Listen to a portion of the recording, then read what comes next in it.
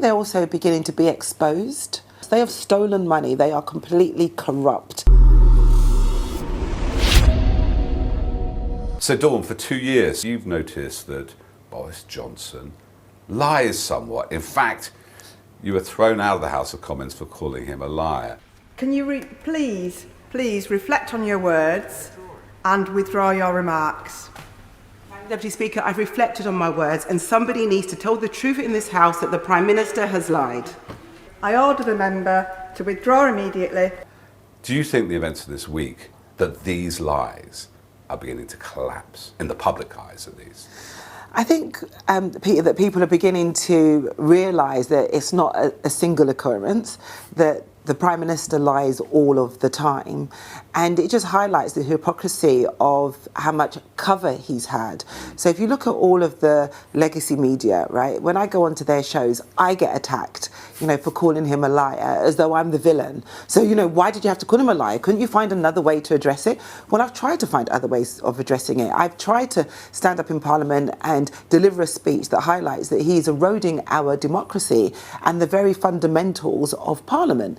He's saying that Erskine May, that was written in the 18th century, he's highlighted the cracks in the system, that it wasn't made for such a prevalent and consistent liar, that somebody who will just do whatever they can to hold on to power.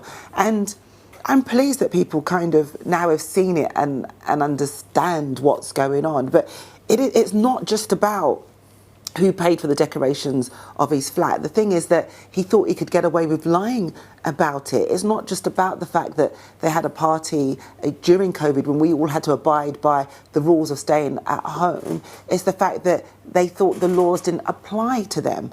And the other thing that they're doing is saying that all the rules were followed. And what I've learned, since Brexit, if you like, is you've got to look at the detail. The devil is in the detail.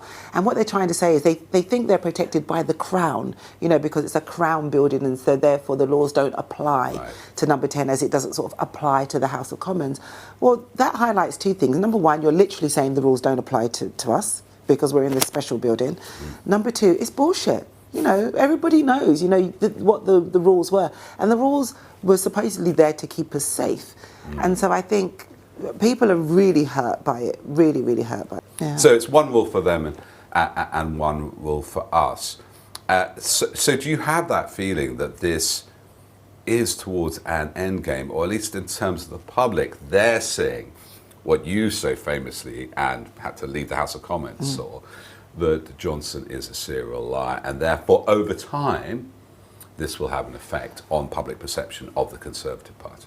Oh, absolutely, because I think if you don't nip it in the bud, it just grows and grows. And if you don't stop somebody from lying, I mean, anybody that's got kids, have grown up kids will tell you, if you let a child get away with lying and lying and lying, it just gets worse and worse and bigger. So you've got to say, this is the wrong thing to do. You cannot lie and get away with it. Whereas Boris Johnson has sort of been sacked from at least 2 jobs, there's been 3 jobs he's been sacked as a minister for lying.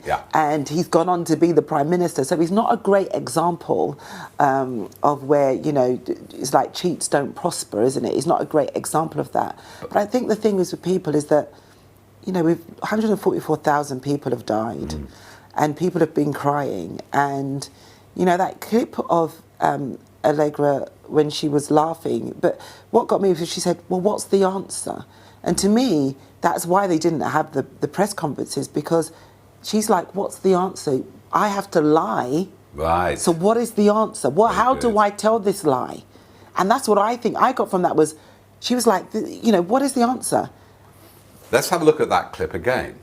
I've just seen reports on Twitter that there was a Downing Street Christmas party on Friday night. Do you recognise those reports? I went home. Hold on.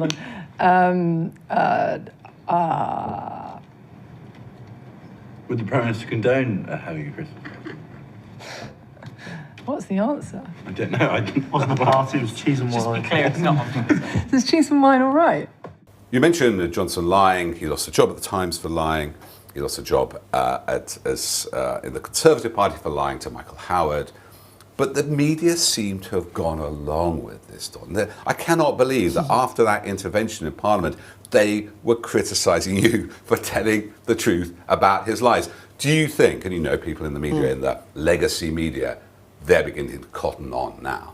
Oh yeah, and I think they're also beginning to be exposed for their complicity in allowing, Johnson and his government and his ministers to get away with all the lies that they've told in Parliament and outside of Parliament. And I do think the public will be very unforgiving because, why they're laughing at us, everybody else, the elites are there having a good time and making loads of money and stealing money from the public purse. They have stolen money. They are completely corrupt. And I just think that people are just going to be very unforgiving. And, the legacy media will have to say, I think when the history books are written, right, they're going to say, you mean to tell me that you fell for the fact that Johnson's advisor said he had to travel to Barnard Castle to test his eyesight, and not only did you allow him to get away with it, you actually attended a press conference in the garden of Number 10? I mean, that is just, it's just unimaginable that, the history books will be kind to us on that.